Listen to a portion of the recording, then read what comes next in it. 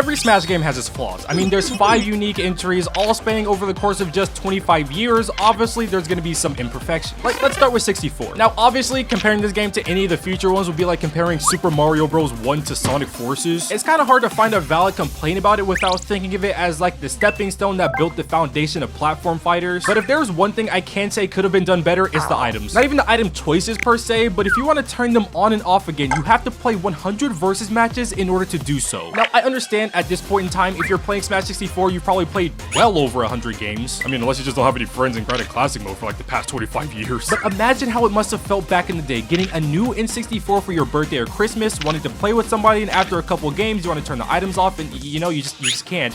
Wow, how great. These resized PNGs are like burned into your memory for the rest of your life. But then let's take a look at its sequel. What was Melee's worst flaw?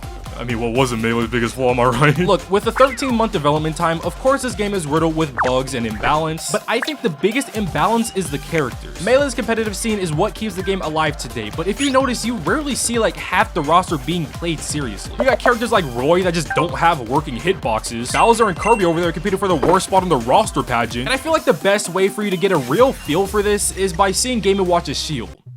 That's his full shield, and he's more exposed than a toad without his hat.